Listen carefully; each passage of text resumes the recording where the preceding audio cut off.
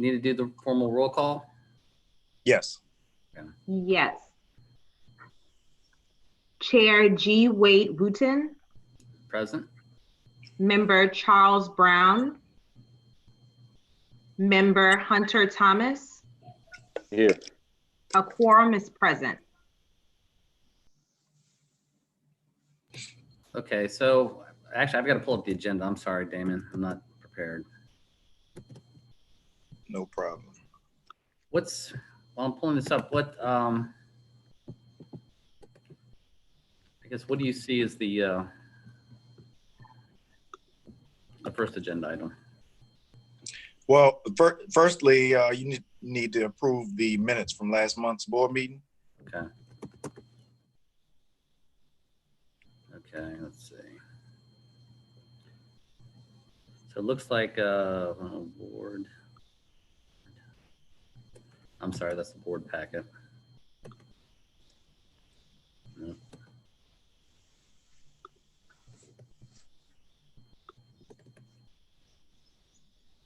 Okay. So let's see.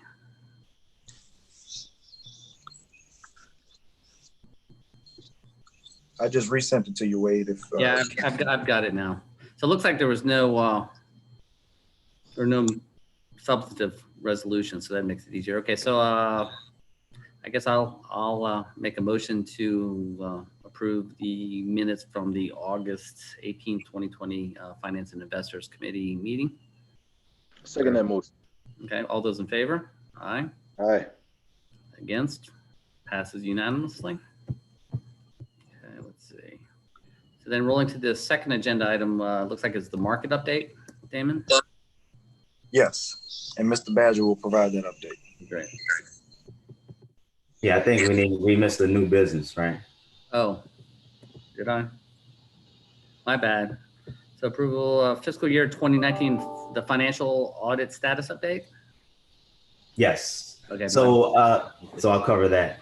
So the audit is still ongoing at this point, but I'm being told that we're getting very, very close to completion. I did expect a draft a few weeks ago, but there were some entry adjustments and just additional due diligence and just making sure everything's accurate and funds are balanced and we have everything we need for the legislative auditor's requirements and they're fulfilled. So as you can imagine, kind of pulling all that stuff and going back and forth in this particular environment and working remotely is a little bit challenging. So we are, still working. I don't foresee at this time, any issues with getting it completed by September 30th. But of course, if something comes up, I'll definitely notify the committee and board. And then also, I'll make sure that a draft is presented before it actually is released to the public as well. The board, so the audit's got to be completed by the end of the end of September. Yes, and this month. Next Wednesday. And then so the board, it'll be okay if the board approves it, I guess, at its October meeting. Is that sufficient time? So it's my appreciation that the board doesn't approve the audit. It's just receives it, or yeah. Yeah, I mean they're working as independently, and so it's the board reviews it. But you have the appreciation of reviewing it before it's released, but they're going to release it regardless. Okay, gotcha. Out of curiosity, because I know y'all have been working overtime to digitize as much as possible. I mean, did you find that it was that difficult with everybody working remotely? Did you find that it's been effective? I mean, those efforts, or I mean, there's always little wrinkles though where. Yeah, no, it definitely has been effective, and I think even getting ahead of the audit and kind of preparing a lot of those documents digitally has helped out, because otherwise we may even be in a tighter position now. But there are a lot of there are unexpected things that comes up, of course, too. And so there's questions about, balances going back to 2017 in an old accounting system that we wouldn't have thought have come up, right? So you got to go back to the office and kind of dig through those files. But overall, getting a jump on the digitization has helped. At this point, do we anticipate any material findings or anything of concern, or is it just too early to say? I haven't. I don't know of any. Okay. I will say we have been making some adjustments, and so Okay. sometimes adjustments during the audit period Mhm. can become a finding. Yeah. That's the only thing that I can see, maybe Right. possibly, but outside of that, I don't see any other things. Okay. And I guess material findings that would worry me is the ones that would be very difficult to timely address too. There's quick fixes, even though it's material, and then Right. there's some real systemic problems. Yeah. Okay. I mean, there's certain things you have to. It takes time to, certain controls, and just Right. depends. Okay, great. Thank you. All right. Hunter, I guess any questions from you with regard to the financial audit? Not at all. Okay. You've asked them all. Okay, man. So I guess turning to the financial management report would be the next item. All right. So yeah, I'll cover that, and then I'll cover the financial status report. So in terms of the market, we're moving into this fall season later in the year. Still a lot of uncertainties in the market. There's a lot going on. Some of the things investors are looking at right now is, one, the election. We have that coming up. There's a lot of uncertainty there. Generally with elections, there's a lot of volatility in the markets just on a normal year. So there's added volatility there now that's bringing. There's the negotiations with the coronavirus, the second relief bill that continues to fail. And so there's sentiment that investors are becoming kind of impatient with the lack of progress. And so that could turn worse if we don't get a deal done soon, if Congress doesn't get a deal done soon. And so then there's the passing of Supreme Court Justice Ginsburg and that replacement process, and just that overall process is going to add even more volatility to the market. And the reason why, because it probably is going to overshadow the effort and the needs for the actual coronavirus bill. So there's that piece. And then finally, there's the Federal Reserve that recently came out and they met last week in their September meeting and said that they're expecting to leave rates to almost zero for the next 3 years. I think we know they were going to keep the rates low, but that's going to be an extended amount of time. They said either 2023 or until the job market reaches its full employment potential. And I guess by them putting out that 3 years, they probably don't expect the employment, situation to improve until then, unless something radical changes. So I think the hope there is just to extend the period of cheap money and just kind of fuel demand and try to lift prices.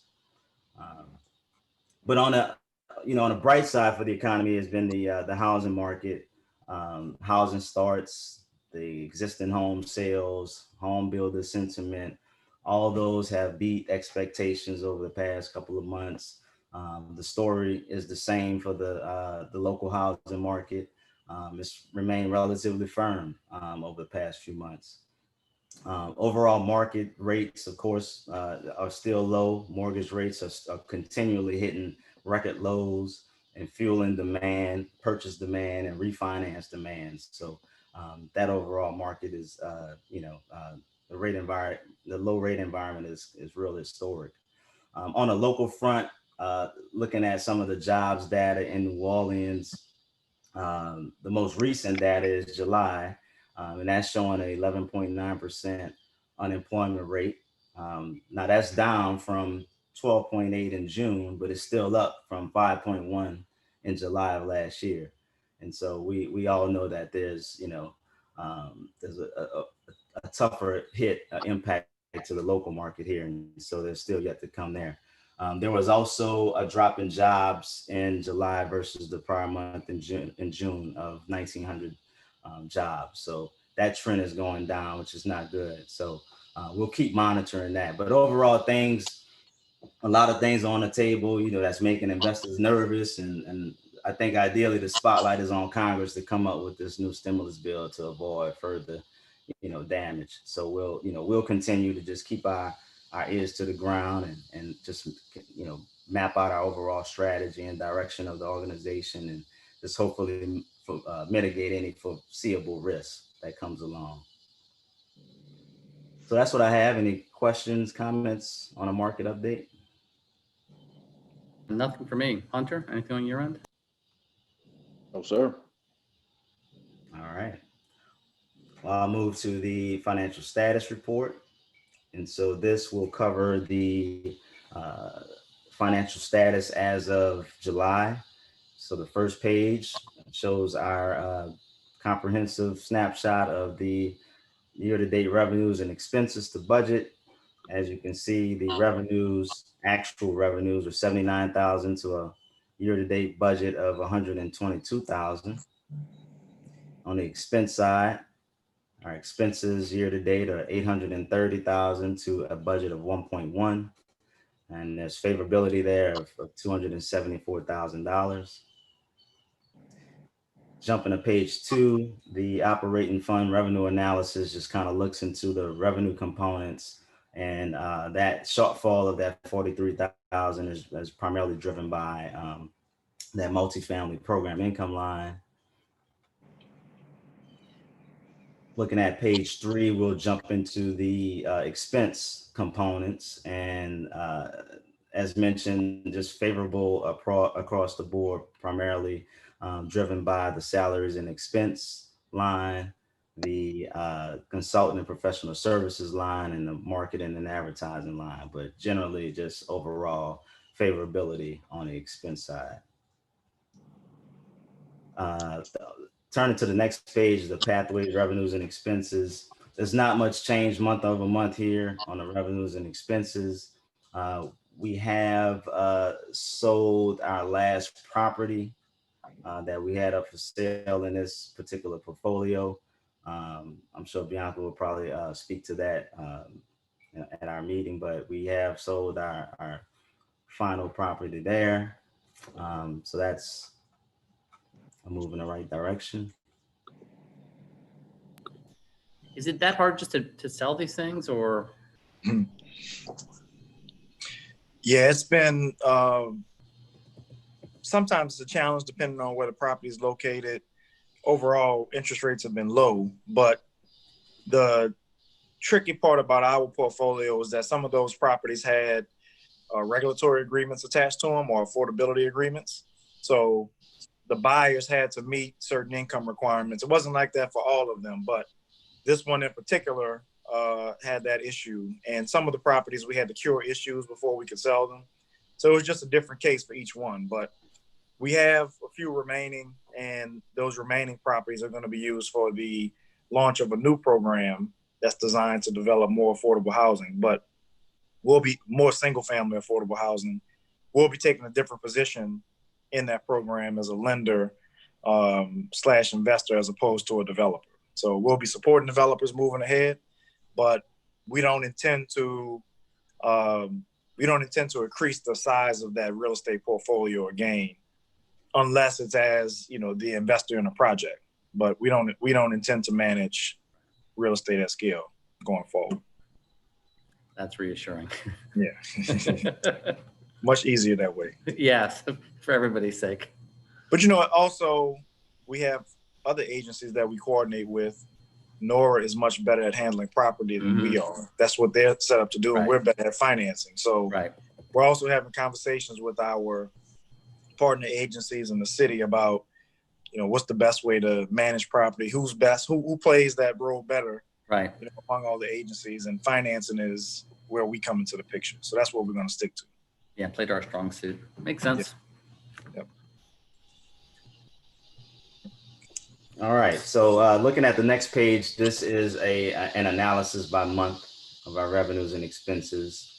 Kind of goes into detail, but you'll see in terms of trending overall, we're within averages. There's not a lot of volatility or movement, across the board year to date.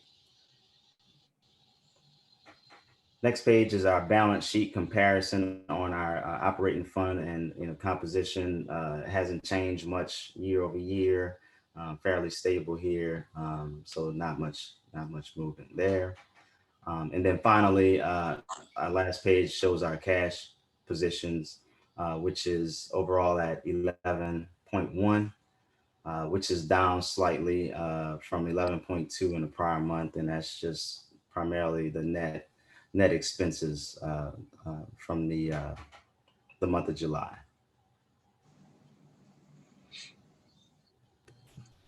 Okay, That's you. all I have.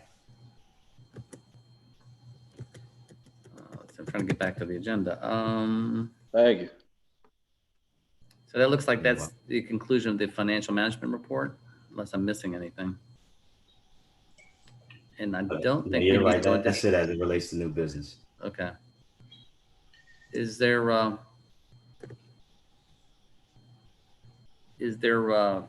don't think we need to go into executive session for anything. No, the only thing remaining is the presentation from council to just talk about the legal structuring of the pilots, how it's going to work financially, and Mr. Badger also did an in-depth analysis, financial analysis on each of these projects that are being approved today. So from a financial perspective for the agency, the closing of this contract or these two pilot contracts that are up for approval today will represent at least 40 years of income for Finance New Orleans, or potentially 40 years of income, I should say. These pilot contracts can be as long as 40 years. They can be as short as 10 years as well. But the two that you will see for approval today are 40-year opportunities. And what that means is we have responsibility for managing these projects while they're in that affordability period, ensuring that they're providing affordable housing, ensuring that they're maintaining the upkeep of the property. And that all goes into the underwriting of the project. But for Finance New Orleans' part, for our administration of the program, we receive an upfront fee at the closing table for our administration of it, and then an ongoing fee, which is attached to the tax bill. So essentially, this income is considered, for bonding purposes, is considered to be tax income, or tax revenue, I should say. So this puts us in a very good position as an agency to be able to reinvest in other programs, other projects, whether it be housing or infrastructure. So this is a free cash flow, I should say, to Finance New Orleans. It does not require an upfront investment from us. And that was one of Mr. Brown's concerns, was that in the case of some of our previous investments, we've had to invest a lot of equity, a lot of our reserves in order to get a project off the ground. Well, what this program allows us to do, it activates a power that we have to discount taxes. And the cooperative endeavor agreement with the city of New Orleans and Louisiana Housing Corporation empowers us to focus on affordable housing projects and to provide this benefit over the long term with their support. So what that means is we certainly have a responsibility to the public to ensure that affordable housing is being developed and maintained over that 40-year period. But the cash flow benefit for us is that we have revenue that will grow, that will come into us from day one or year one and grow over a 40-year period. And we can use that revenue for reinvesting in other programs. So we feel this is a good position for Finance New Orleans. This is a great opportunity for the community at large. Many other cities have these types of programs, and we're doing some things that are unique in New Orleans that we think will benefit us. But for the most part, this program is built on, or is based on, what's going on in other communities. And some other communities do this in a very successful way. So I just wanted to give you that background before council comes in and tells you a little bit more about the lease agreement and where our risks lie within these transactions. Not just the ones that you're going to see today, but the ones that we're going to see over the next few years and hopefully much longer. So I'll stop there, and Jade, please jump in, share your screen, and let the board know where we are as it relates to leases, pilot leases. Jay, can I interrupt real quickly? just for context purposes, there's 3 with these new and cooperative endeavors. As I recall, there's 3 ways that an arrangement can be structured. I don't think they were all pilot though. So I guess my question is what you're describing, does it apply to all 3 of the, maybe I'm just out to lunch. When you say, do you mean bonds? We can also provide bonds and other types of. Maybe that's what it was, bonds, which I guess we'll ignore. And then maybe it was like 2 different ways that the pilots can be structured. I'm sorry, what? So I think what you're recalling is Oh, yeah. in the previous presentation, Mm-hmm. kind of structure things in 3 buckets. The first was just the affordable housing pilot structure, right? Mm-hmm. We also had 2 other structures that included bonds and tax credits, which is a part of the CEA that we have with the City of New Orleans and LHC. Okay. And then, you know, if there possibly could be applicants that come to us for application of a pilot that is not inside of an inclusionary zone. So that was the 3rd bucket. So Yeah. it was inside of the inclusionary zone, outside of the inclusionary zone, and transactions that had bonds and tax credit. Okay. So your comments today are just on one of those 3, I think. Yeah, and in most cases, what we're gonna see is in all 3 of those buckets, pilots will be a part of those transactions. Okay. So, I mean, technically, you could have a developer that comes to FNO seeking bond financing, and maybe, for example, maybe they've gotten a pilot or a tax abatement on property through another agency. So those would be the rare occasions where you would see someone not applying for a pilot. So it would be rare, but it could happen. Okay. Sorry for interrupting. I just wanted to have a bigger context. Great question. I'm going to go ahead and share my screen if you allow me to. Can you all see that screen? Let's see. Yes. Are you able to see the slide? Yes. Okay. So Mr. Brown sent out an email earlier in the week, and I think, you know, as I mentioned on the programs committee meeting, very valid questions, you know, questions that a board member should be asking. I think Wade, you know, asked the question in the last meeting, like, what should we be looking for, right, in these transactions as we're approving them? And there are certainly some things that Mr. Brown brought up, several of those issues in his email. And, you know, in my conversation with Damon, we want to make sure that you all are assured that we're thinking about all of that as we have developed the transaction documents.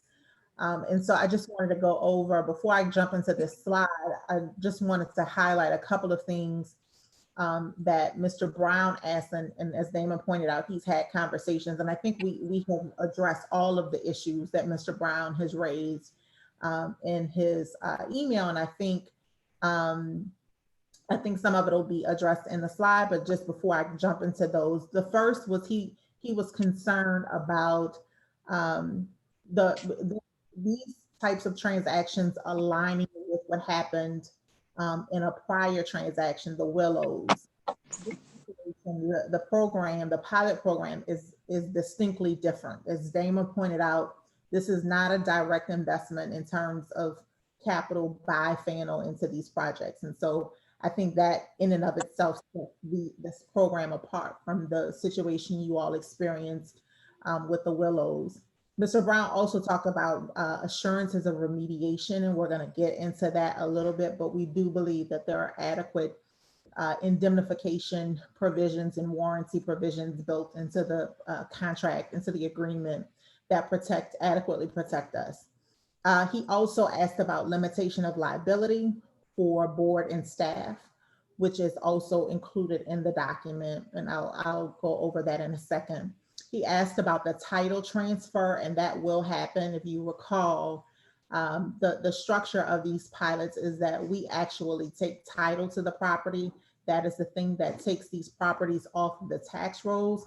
And then what is before you today in draft form is the lease agreement that then leases that property back to the developer. And lastly, he asked about just the general due diligence on these projects. And Bianca and Byron did a very, very thorough analysis on the programs committee call today, just with their underwriting efforts of both of the projects that you'll have in consideration at the board meeting.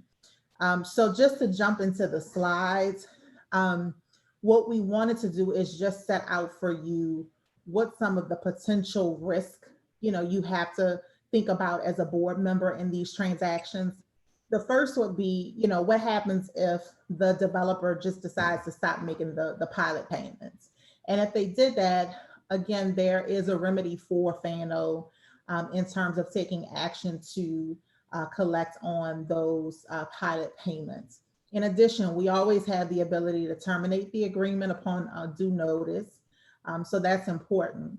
The second risk is if a developer or lessee files for bankruptcy or becomes insolvent, and all of those same issues that I just talked about are available as a remedy. And also, we also have the ability, if, for example, if there was a leasehold interest and that leasehold interest somehow needed to be transferred to someone else, we have the ability to enter into essentially the same deal that we entered into with the developer on the same terms to ensure that the project continues to move forward in the event of bankruptcy or insolvency. We also, in the event of there's a foreclosure, because these types of deals allow for the developer to get leasehold mortgages on the property, we also would have the opportunity to work with the third-party lender to, if they were to foreclose on the leasehold interest, to ensure that they pay all of the past due amounts under the agreement.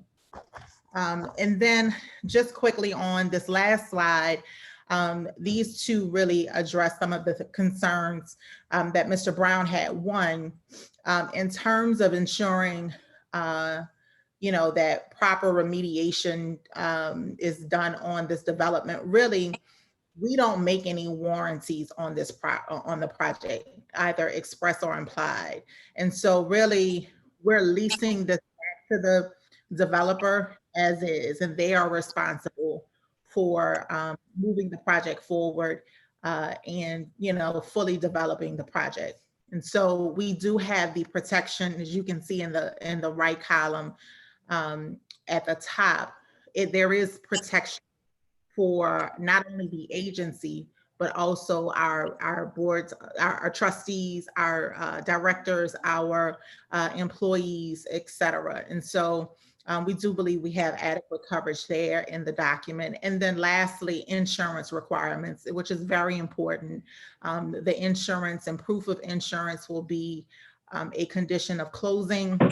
Of course, be a named party on the insurance policy, and those premiums will be paid directly by the lessee. So with that said, I'll close out. If you guys have any other questions, I'm happy to address them now or at the board meeting. But we wanted to make sure that you all had the same information that we conveyed over to Mr. Brown as it related to his questions. Thank you, Jade. I do have a couple of questions. So like with insurance, I mean, so is it our requirement to request annual updates of certificates, or do they just have to do it automatically? Well, it is a requirement that they update those insurance certificates every year. There's also, as part of our closing checklist, we will have an annual report that developers will have to submit to us on an annual basis. And that's just part of our ongoing compliance on projects. Right. But that will include things like your insurance policy. But in addition to that, all the other conditions for and considerations for us entering into this arrangement, including the affordability component. You know, we want to make sure that affordability is not just created, but that it is sustained over time. And so that will be part of the annual report, just reporting out on how many affordable units you have. And also on the DBE reporting, as Damon noted, ensuring that we're keeping up with that information as well. So all of those will be included as part of an annual report. But to directly answer your question, yes, they will have to ensure that they keep up with those insurance requirements and provide proof on an annual basis. And, you know, we know and have thought through, you know, there are projects that have had some issues. Hi, Buddy, have had some issues in the past. And, you know, we're seeing where, where government agencies have had to take action and move forward on insurance policies. And so we want to make sure that that's something that we have going forward. Actually, something as well, the packet, for instance, the Chef Mentor apartments, I mean, it's massive. To what extent, it's large enough where, I guess the question is do we try to assess I don't want to say the viability, but whoever is going to be the, I guess, the lessee. I mean, do we assess their financial viability, for lack of a better word? Because I mean, obviously, you don't want somebody that. I guess the question is, do you want to proceed with an arrangement if they're so thinly capitalized or so thinly have such thin capacity that the chances of performing for the life of the activity is like almost approaching zero? Yeah, and I'll turn it back over to Damon, but that has been part of this process from the very beginning, the underwriting process. So if you recall, when applications are submitted, they immediately go to the underwriting committee before they even get to the board. And so that process was very intentional to make sure of just what you talked about, you know, how feasible is this project with this developer. And so I'll turn it back over to Damon to talk more about that process, because that's much more his lane. But I do believe that there are adequate protections there as well. Yeah, it's a great point, Wade. And one of the philosophies we've used in underwriting these projects is that developers that approach us need to have other pieces in place before we provide final approval. So in this particular scenario today, the two projects that are coming before us, we're the last money in, so to speak. We're the last investor to commit to the project. And it's going to be that way quite a bit. Mainly because the approval of a pilot requires you to have your long-term financing in place. It requires a commitment from tax credit investors.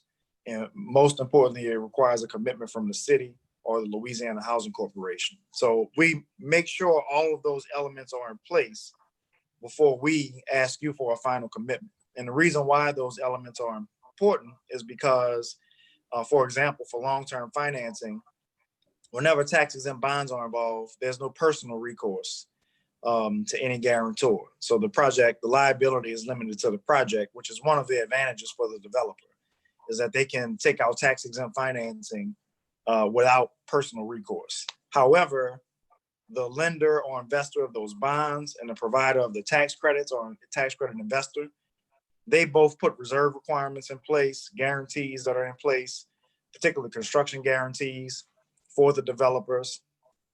There's due diligence on the contractors, of course, that is done. So in order for a developer to even get to this point, they have to exhibit a substantial amount of capacity to receive a commitment for tax-exempt bonds and low-income housing tax credits. If they didn't have that capacity, odds are they would not receive the commitment. And that's actually going to be something that we have to consider moving ahead, which is using our balance sheet to get tax credit investors comfortable or bond investors comfortable. And then also Mr. Badger can speak to the underwriting he did on the reserve requirements or the reserves that are in place. There are reserves that are in place for operating deficits as well as maintaining those units over a 15-year period, because we do expect this project to be recapitalized every 15 years. So this developer is going to come back to us before that 40 years is up because they want to recapitalize it, update the project, refresh the units. That typically happens on a 15-year basis if a city and its agencies are really doing it right. And that's what we plan to do here. So I'm being long-winded, Board Member Wooten, but I want to illustrate to you that our thought process on looking at all of these projects was that they would need to have a minimum number of elements in place before that they could even get a commitment of public funds. And the city being a part of it, we'll have a representative from the city to join us for the final board meeting. But we talked to the city ahead of time. The city has a representative on our underwriting committee. So we know right away whether or not the project has a chance at all. And if there's no commitment from the city or LAC, the odds of that project meeting all of its underwriting and getting all of the approvals or meeting the feasibility requirement of the project are very slim. So we make sure these boxes are checked before we come to you with any kind of even preliminary approval. There's a minimum number of conditions that have to be met before we can get to that point. So we've just tried to de-risk the situation by making sure the market accepts the project, making sure other public agencies accept the project, and then our commitment, the property tax abatement, in many cases will help, take this project from being, razor thin to being a more comfortable endeavor from a cash flow perspective. And that's the case with the two projects that you're going to see today. Okay. Jay, just one more question. Is there anything with regard to indemnification by the lessee of the lessor? So, yes. So there is an indemnification provision in the lease agreement. So, and it's a pretty strong, solid indemnification provision. I don't have the lease agreement in front of me right now, but I'll specifically pull that provision for the board meeting and update that slide to include the indemnification. Yeah, I mean, But nothing's bulletproof, but that's the only thing I could right. see missing from your slide presentation was that. Thank you so much. No problem. And Byron, can you talk a little bit to Mr. Wooten and Mr. Thomas about the process you went through in terms of evaluating the project from a financial perspective, as well as the cost benefit for, the market rate of the taxes versus the affordable rate for taxes that we'll be charging through these pilots? And before it gets into that, I just wanted to mention my personal concerns are more about FNO and FNO aligning itself with projects that are becoming and make you look in the best light. One of my other concerns are about the potential structures and how they affect the community. Now, this isn't necessarily in District E, but this is like right on the outskirts, right above, I think right by the Gentilly Bridge, correct? Correct. The Chef Project, yes. So District D. as you know, going back and forth through the East, you've passed this structure several times. It's always heavily blighted. They usually have some spray paint on the front with some kind of words, something of that nature. I understand financially there's not a huge risk, but I think I'm more concerned about our image and being sure that whatever projects we are connected to, that they're things that uplift the community and they're things that we're proud of, no matter, who the developer is. And I know that you guys, I believe in your professionalism and that you're going to make sure that we have all the protections in place. I just want to make sure that these projects that you connect to are strong or something that we can be proud of, that we can show people how we're contributing to the communities, and it's not something that eventually turns back into what we see now.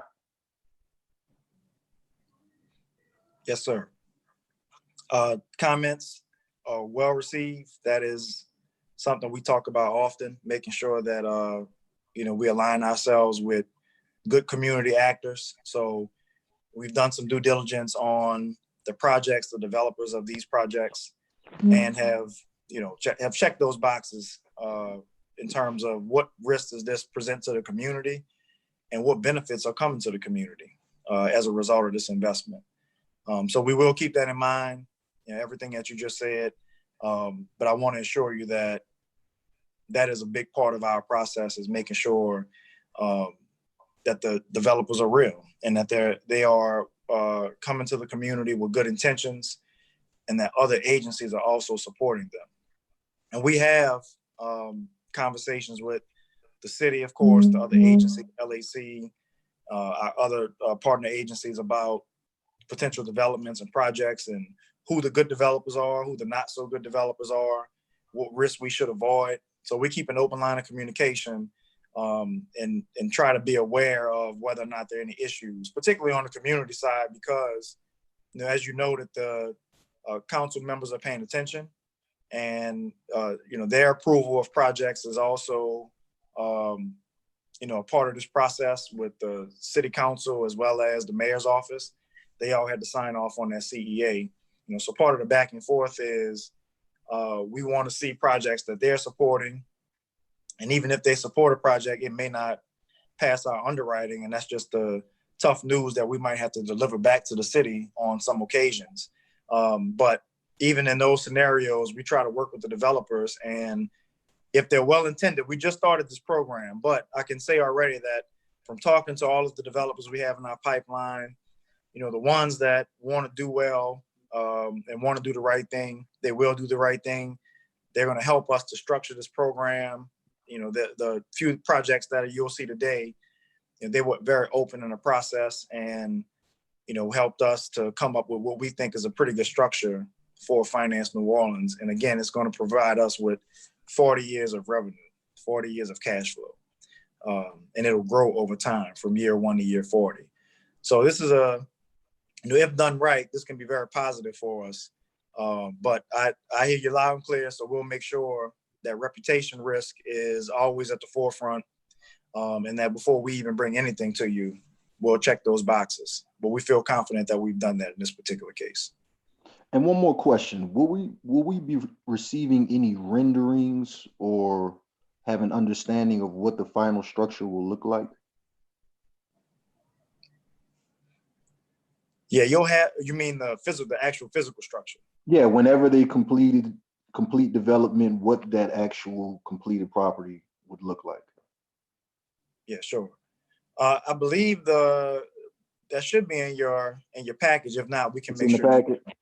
Yeah, it should be in your package, but we can make sure you receive it if not. Okay. Thank you. That's all from me. No problem. Damon, Hunter brings up kind of an interesting question, because it was first comment.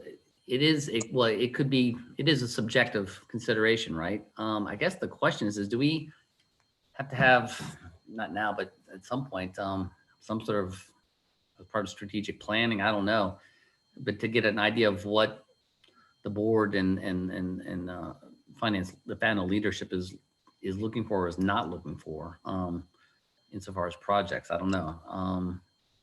Because Hunter's, what Hunter views as something, I can't remember the term he used, but it was a good one, was, theoretically we could be on the same page or we could be polar opposites. I have no idea, but it may be useful to at least have that dialogue, so that we're at least generally on the same page with regard to efforts. Sure.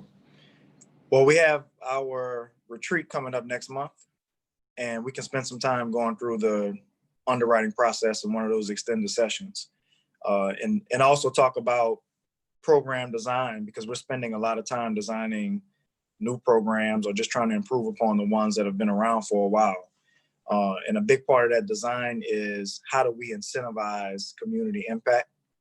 So if it's affordability, that's something that's being incentivized with these pilots. The more affordable the project, the more pilot we provide. And that's the way we've structured that program. And there are other ways for us to incentivize the project: DBE participation, sustainability, environmental sustainability of the building itself.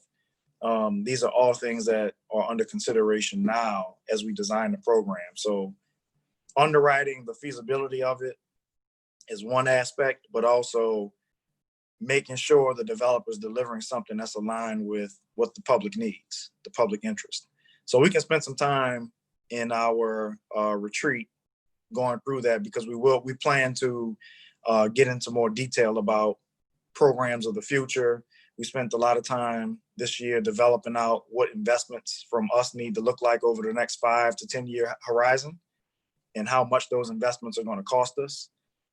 So we plan to spend some time getting into detail at the retreat, and I'll make sure that we also cut out some time so we can spend a moment talking about what Mr. Thomas just brought up, which is what is the underwriting criteria, and what's subjective and what's objective, and making sure that you're comfortable with what's going on in the background. Yeah, and just to clarify and reiterate, just focus on as well as the affordability, the economics, the community, and what is going to provide for the community socially. Those aspects I think are very important.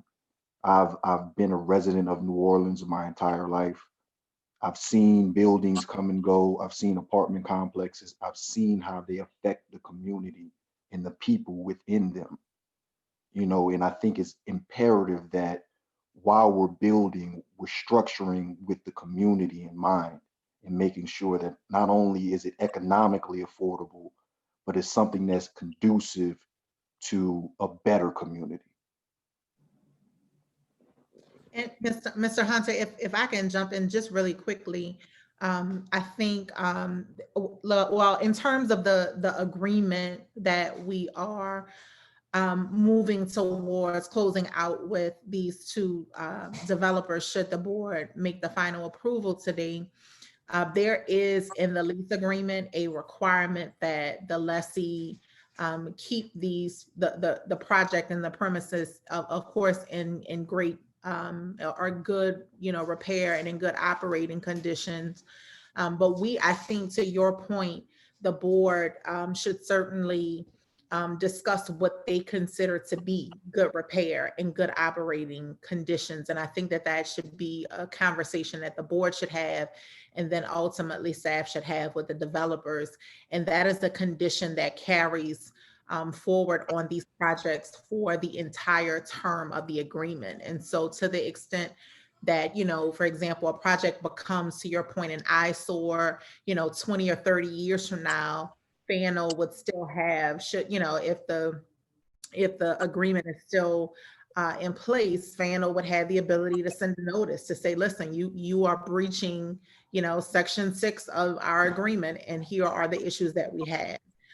And so I think that, again, from a contractual standpoint, we have some remedies there, but I agree with you that the board should definitely discuss what its goals and outcomes that they want, from not just a dollars and cents standpoint, but from a community standpoint.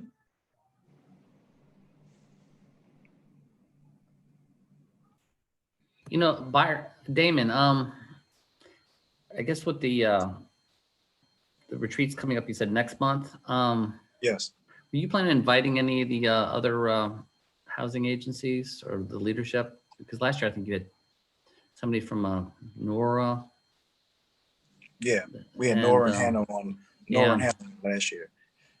So we have, well, of course, we have the challenge of the quarantine that we have to work around. So we're coming up with a strategy and a new schedule. But what we've done over the last few months, we had one of our consultants, Michelle Thomas. She spent a lot of time with some of our partner agencies and other community stakeholders, surveying them, gathering some feedback. Right. And we started to get some of the feedback in already and trying to implement it right away. But we're going to present those findings to you. And if it makes sense in the agenda, we'll try to get some of those agency heads to come back, at least members of the team. But I just want to let you know there is some data collecting going on right now, and you'll hear the results of that data collection in October. And then we'll spend time getting the board's feedback so that we can package the final long-term vision, the 10-year strategic plan, which is what we've been working on for a number of years. And then we'll release that 10-year strategic plan next year. So we want to spend the remaining months, particularly October during the retreat, getting your feedback and your direction on what you want us to focus on strategic-wise and impact-wise, because that's something that we haven't kept up with over the last couple of years. And we want to do that as a management team, which is provide you with data every month, or really some key performance indicators about how we are, hitting those DBE goals, how are we hitting those, those community social goals, some of those things that you can't really quantify. So that's all a part of this process that we'll go through over the next couple of months. What'd be interesting is you've got whatever the indicators you think that are appropriate, but then the idea is FNO leadership could, for each of those indicators indicate like these are the top 3 or 5 that are on our wish list. And conversely, these are like the bottom 3 that we want to avoid at all costs. I mean, it's bad for the community or bad for FNO. I mean, I guess the idea though is sometimes it's nice to go in with a clean slate, but on the flip side too, it might be useful to try to narrow down the nature and scope of some of the activity that we might be interested in. Absolutely. I think I agree with you. And I wanted to know, will we have a vetting process where the board gets to kind of vet each individual investor before FNO moves forward with the project? Or is it just we're approving you kind of backing someone or doing the pilot for someone, and then you do the entire vetting process on your own, and it's out of our hands from there? Yeah, the way the process works is every developer that needs an investment from us, be it a pilot or bonds, they fill out an application. That application is reviewed by our staff, and then we have an underwriting committee, which consists of the executive staff of Finance New Orleans, along with our consultants, including counsel who's on the line today, our financial advisor, and a development consultant who we've recently engaged. And then there's also representation from the city of New Orleans during those meetings. So we review each project, we interview each developer directly. They all come to this committee and present before this committee, and we have a conversation about it. We talk to the city about their position on it, and then our consultants weigh in. So we have them in the room to just be objective observers of the process, and their job is simply to keep us out of harm's way. So each of these projects you've seen today, we've spent months going through them. We spent months performing the due diligence on each project. And then we start communicating with the board about each project 2 to 3 months before approval is needed. So these 2 projects today, I believe we submitted information to the programs committee for the July meeting. And then we got preliminary approval from the programs committee and then the full board in the August meeting. And now the developer is seeking final approval. So it's a pretty quick process. These are our first few, and these projects are already at the finish line. So again, we are the last commitment needed before closing.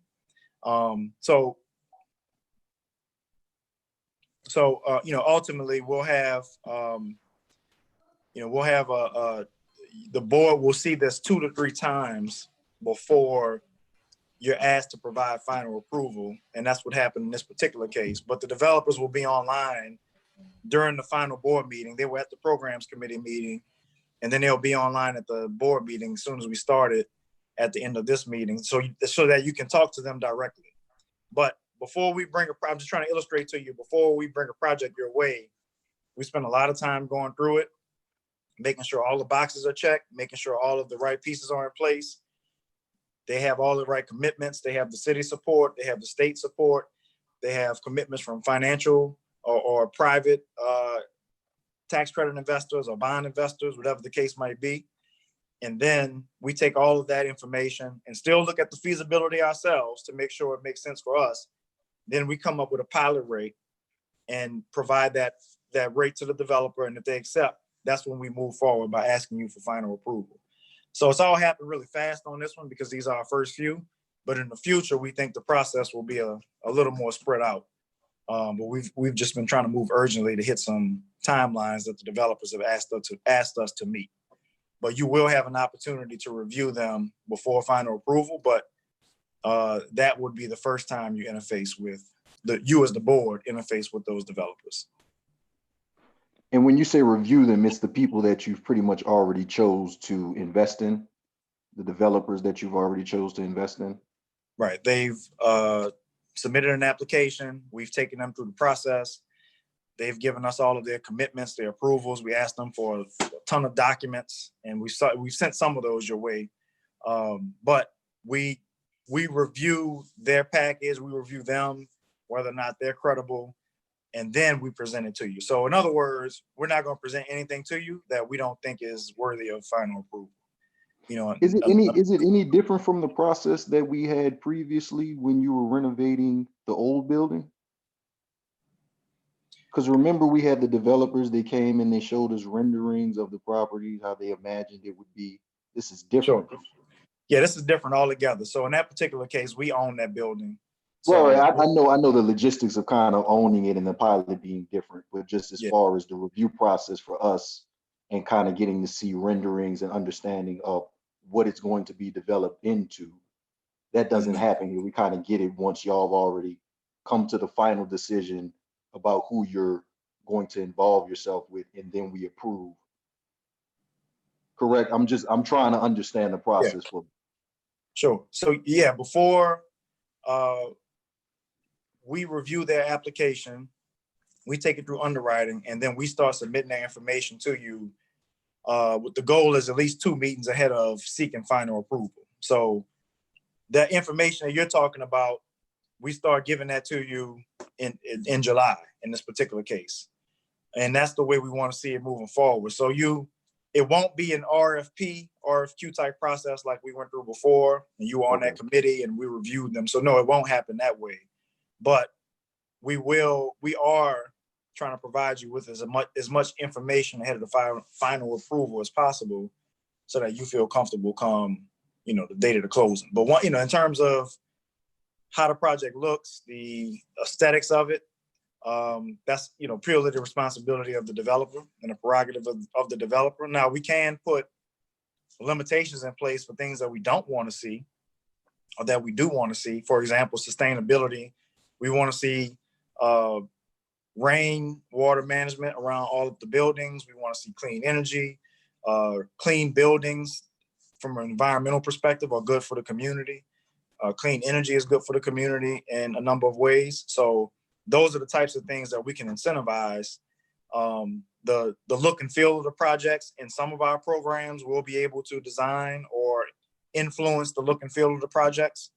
But with these pilots and bond deals, unless we are a part of the development team, which is very possible, unless we're a part of that team, then our involvement on the design side is going to be very limited.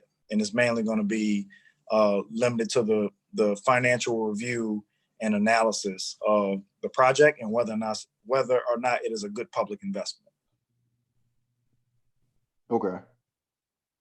Damien, can I ask you something? So yeah, what you shared with us, or somebody shared with, I don't know, it was you.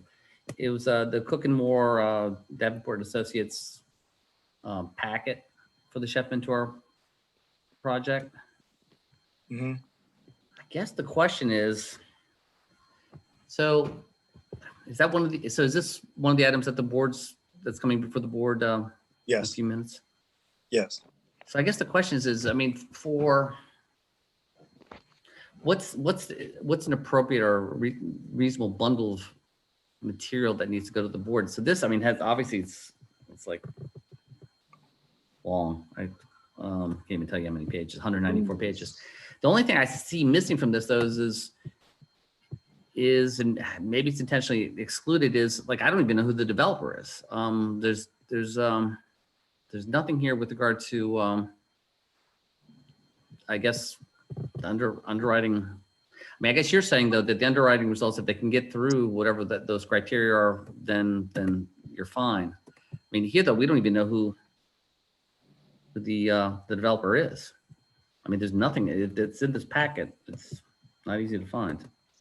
There's a package that staff also prepared, which has Okay. more, summarized Okay. set of information about the developer and about the project. Okay. And that's one of the pieces of information that Mr. Badger Referring to. was involved in. But he can talk a little bit more about the actual results of this project if you want to. But those are provided in a separate summary. And I know we sent you a ton of information. We were just, we erred on the side of caution with this, Right. one, so we gave enough info. Right. But we can refine this package. Yeah, no, I hear you. I mean, it's crawl before you walk before you run. Byron, I am wondering though, so with regard to underwriting, I'm assuming, so it sounds like as it goes through each of the steps in the process, the city, et cetera, there are just layers of reviews. I guess we're conducting, technically, it sounds like our own underwriting. I guess you've got some sort of software or some criteria of like recognized criteria and standards used to vet the viability of a developer, and you just plug and chug with regard to certain things that are objective, and then some things probably are subjective, just depending on the needs and wants of the city. So yes, Mr. Wooden, so I do have a, right now, the model is an Excel model, a functioning Excel model that has inputs. And those inputs are basically, we receive the information from the developer, various information as it relates to their development budget, their construction budget, as it relates to their pro forma. And there's a host of, we have an application checklist that we go through.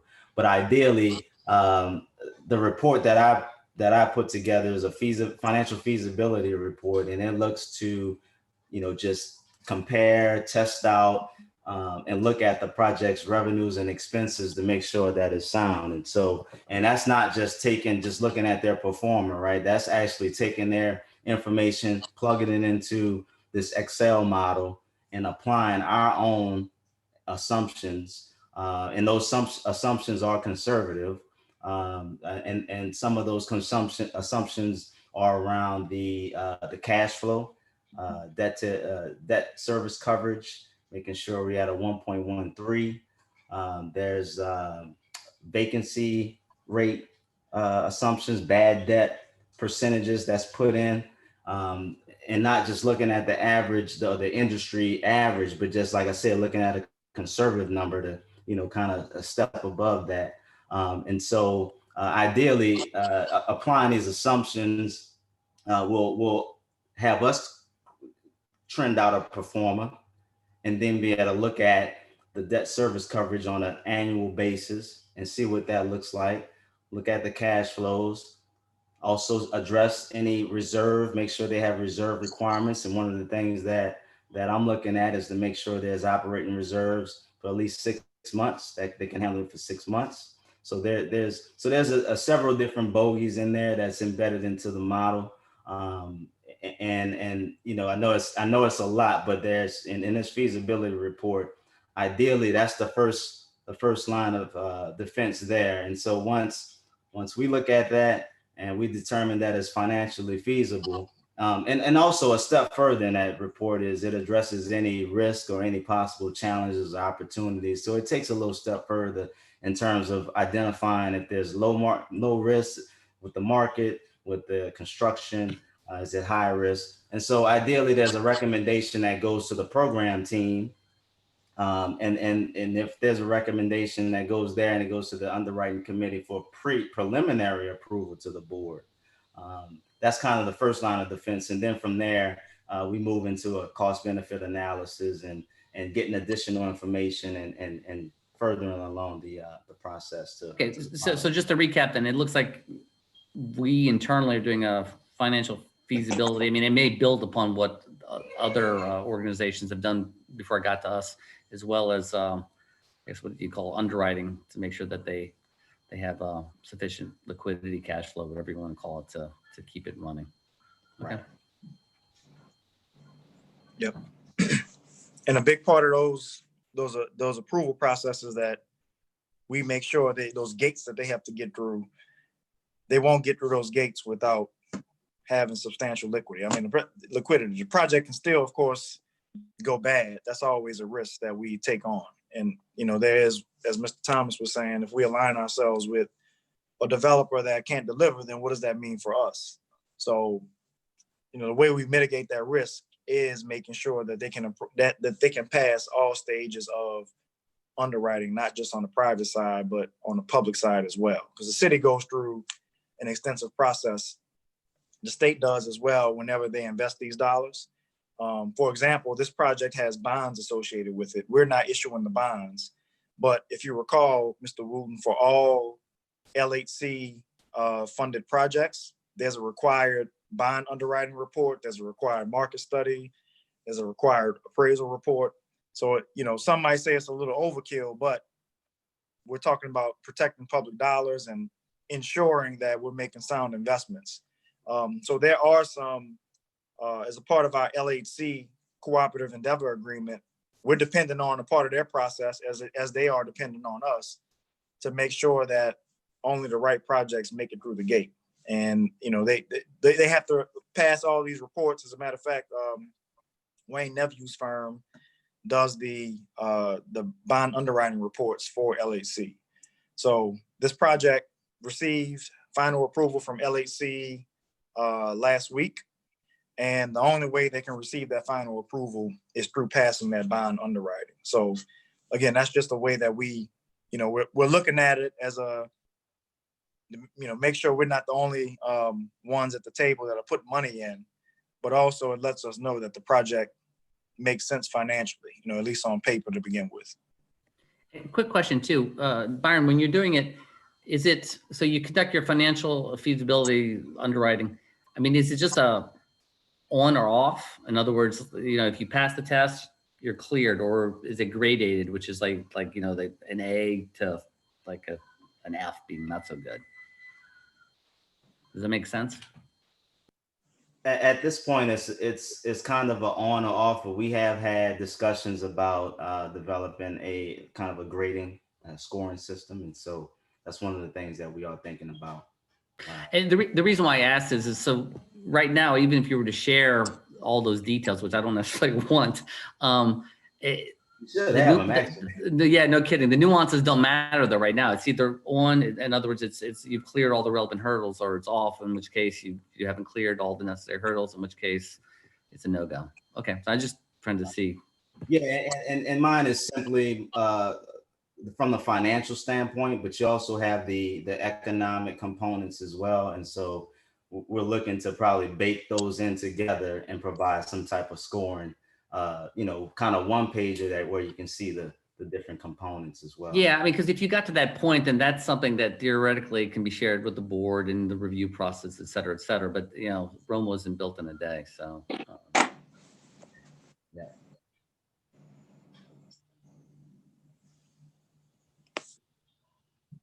Hunter, you any other comments, observations?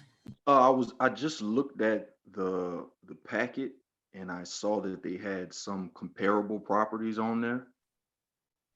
And so those would give us an idea of what we would be looking at with this project on Chef Mentor.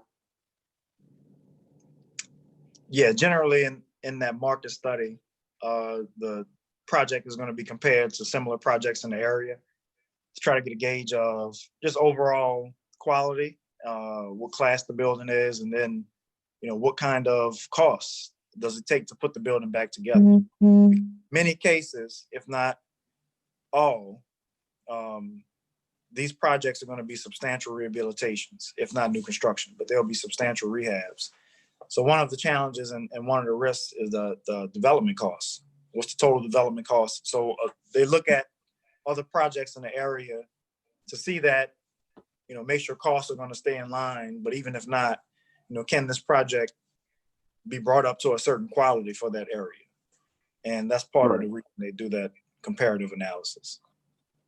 And just my vision personally for District E and surrounding areas is comparable to what I see in multifamily lease number 4 and multifamily lease number 5, which are both, one is 2-lane area, the other is on Poydras Street. Mm-hmm. If you look at the difference between 4 or 5 and everything else, I think it's 1 through 3 that are all in the East, there's a major difference in the aesthetic. There's a major difference in the quality that I can see. And from my vision, that's what I see for the East, District D. That's what I want us to have. I don't want us to have the routine, this is the apartment complex that the East gets. Although Poydras Street, they get the good looking stuff that people are happy to actually live in. And on 2-lane, because we have the students and we have the medical students and we have the professionals, they get the decent housing. But in the East, we don't get that quality that they get in other parts of the city or the local surrounding areas of the East. So I just want our standard to be on the same level for us. Hunter, I don't see, did you see in the packet any of the renderings of what it might look like? I didn't see a rendering of what it might look like. I didn't Yeah, see neither that. did I. I looked for it, I scanned through it real quick. I didn't see that, but I did stumble upon the comparable properties. So that Bianca, helped me kind of get, I'm sorry, go ahead. I'm sorry, Mr. Thomas, I thought you would finish. Go ahead. Yeah, I was just saying that helped me kind of get a gauge of the impression that I was trying to give off previously. It gave a real life example of the differences that we see from one part of the city to the next and what I want for the community and my community. And really the standard across New Orleans, because we're really talking about when you're building in the East or you're building in some of these surrounding areas, the standard that we want to maintain for all of New Orleans, because many different properties in the inner city, in the business district, they already look a particular way. They're already at that standard. And I want us to keep that standard up in these other parts of the city.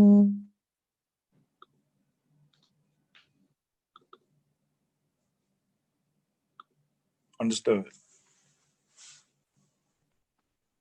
And just so you know, these the 2 projects today, and the second one is actually is in your district. It's in District E in the lower 9. Mr. Badger mentioned earlier that the project on Chef is a concrete building. It's pretty sturdy. It's survived some natural disasters, but it's been an eyesore. You can see it from the interstate, and it's been an eyesore for a long time. So I think it's good that this is a well-structured building. So that's a good first investment. And then the project in the lower 9 is the renovation of an old school building. So those, the old school buildings are some of our most sturdy buildings at this time. So that is a good start for us, but not all projects will be that way.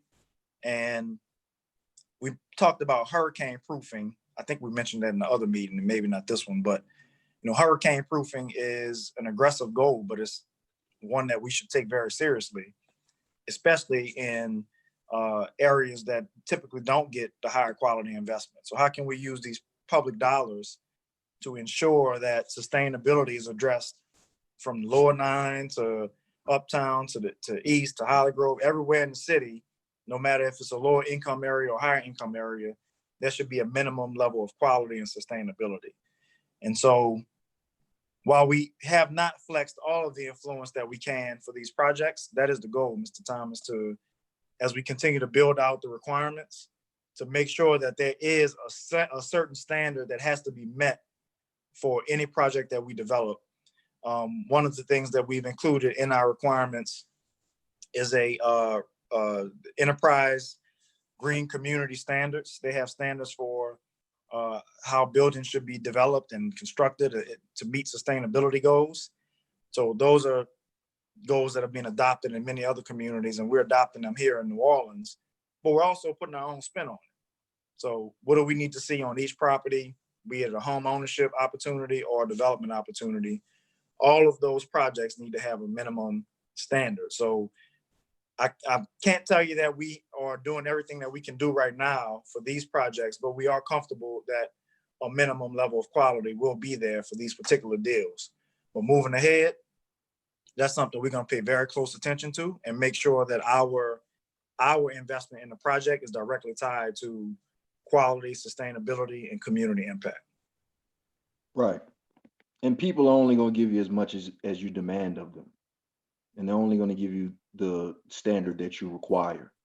So I like where y'all going. I like the position that y'all are in, because I think you're in a unique position to really change the landscape of the city and how even out of towners and people view us.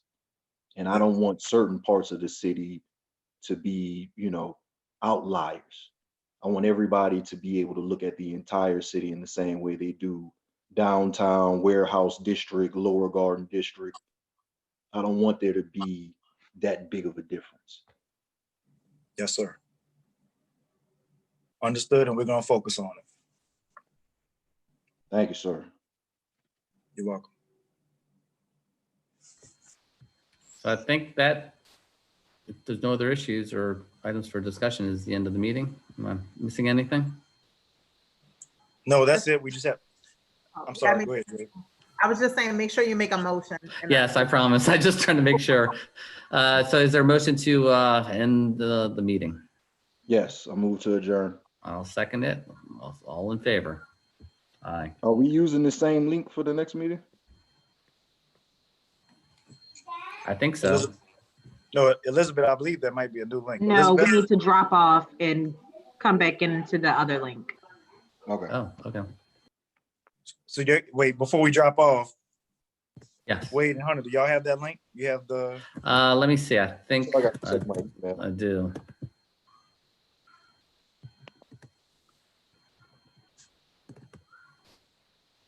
I do. okay. Okay.